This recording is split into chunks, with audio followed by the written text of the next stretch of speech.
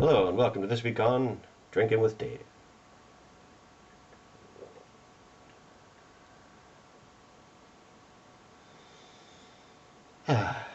So this week, what we're doing is I'm drinking, Old Golden Hen.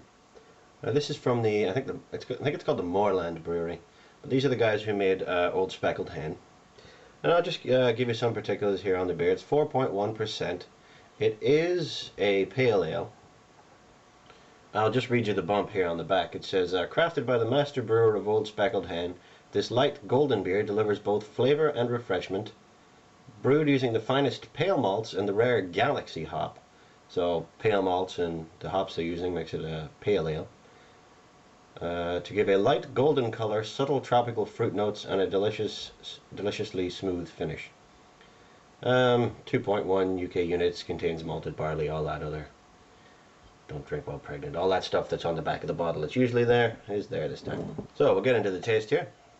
So first off, the head doesn't look very impressive now, but I've been down doing sound checks and stuff and the head has fallen. So it's been sitting for about 5, maybe 10 minutes. So it's kind of expected that the head would fall. Just do the visual inspection here. It's a very orangey color actually. Very orangey yellow color. Held up to light, it is slightly more orange than usually, but it seems mostly yellow to orange. But it does lean more heavily on the side of orange. It's a very pleasant looking beer. Often you get a beer that's very light in color, doesn't look very appetizing. But this is the Old Golden Hen. We'll go for the smell test here now.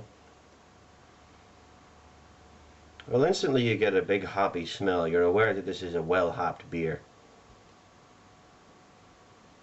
It seems to be a very tangy smell right off the off. It seems to be a kind of citrusy orange peel is more the smell than lemon. It's an orange peely kind of smell. I mean, it says it's got plastered all over it tropical fruit flavors. You can't really smell much of that, it seems. Maybe there might be a little pineapple in there. Might be grapefruit. It's a grapefruit smell, yeah, like an orange zest and a grapefruit, that kind of citrusy level.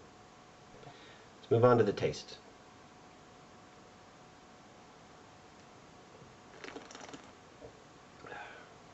From the initial taste, I didn't get much off this. I mean, it's been in the fridge for quite a while, so it's pretty cold. The colder your beers are, generally, the less you're able to taste the hops. So maybe leave your beer out of the fridge for a while if you want it to warm up, so you can really taste it.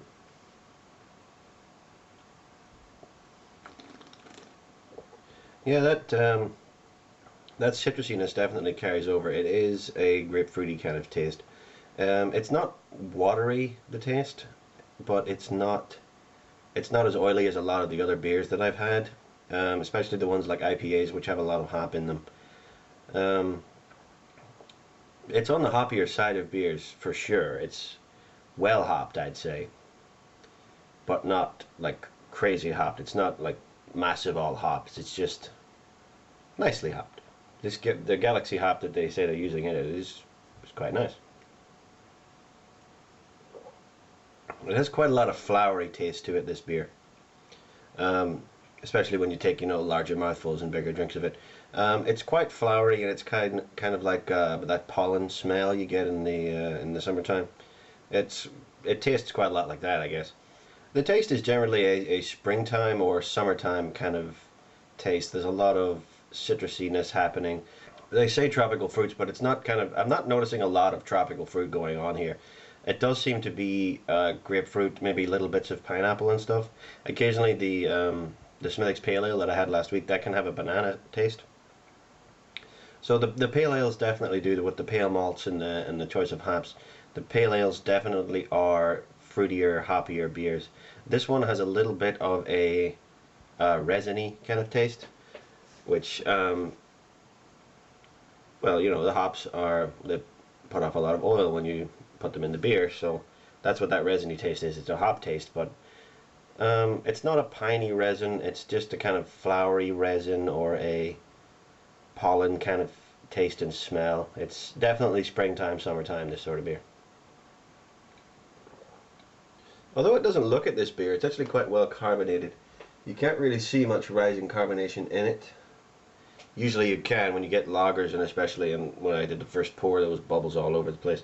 But just leaving it out for that couple of minutes kind of removed I mean, the head's mostly all gone here now. You can see there's not much happening in the way of head. I mean, it's fairly easy to, but you can see by whipping it back there, it does definitely leave off some more, does give off some more CO2.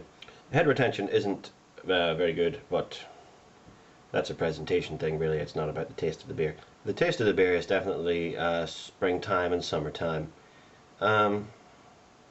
Pale ales, I've been getting more into pale ales recently. I didn't like the hoppier end of stuff, but now that I've gotten into beer tasting, it's vastly broadened my tastes. So this is definitely one to try. This if you're not into pale ales. It might be actually quite shocking. The Smithwick's might be a little more easy on the palate, I suppose.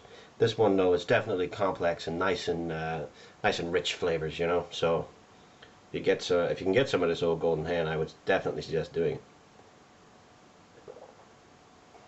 Now, to choose the beer for next week, I will be asking you for comments on the two beers that I'm about to present. Now, I've been doing I did 2 pale ales back to back there, and I've been doing a couple of lighter beers in this. So I wanted to pick out 2 of the darker ones that I have. Beers. This is one of them. This is Black Sheep Ale. Now, Black Sheep Ale is brewed on the Black Sheep Brewery in North Yorkshire in the United Kingdom. They have a website, blacksheep.co.uk. Never had this before, but this is 4.4% water, barley, wheat, and hops. So there's some wheat in this, so that's interesting. Difficult to read this here. There's like handwriting on it. This Black Sheep Ale is the culmination of 6 generations of brewing expertise, brewed at the Black Sheep Brewery in Marsham, North Yorkshire, and nowhere else. So crisp, dry, and bittersweet. That is the first option, is Black Sheep Ale. So if you want to vote for the Black Sheep Ale, leave a comment down in the comment section. The other beer is from Harveystown, or Harveston, whatever it is. This is Old Engine Oil Porter. Now, porter is a very dark beer. This is 6%, so this is also going to be pretty strong, this one. It is viscous, bittersweet, and dark. I won't read you all of this, but it's, you know, chocolate, coffee, lead to a bittersweet aftertaste. 6%, and it's only one of these little 330ml bottles, so it might be quite a quick review, but it seems to be that porters are definitely dark and definitely complex. So if you'd like to see me review the Harveystown Old Engine Oil Porter, please leave a comment for that in the comment section. So those are the 2 options, the Black Sheep Ale from Yorkshire and this Old Engine Oil from Scotland. Don't forget, please remember to leave a comment, and I will see you next week on Drinking with Dave.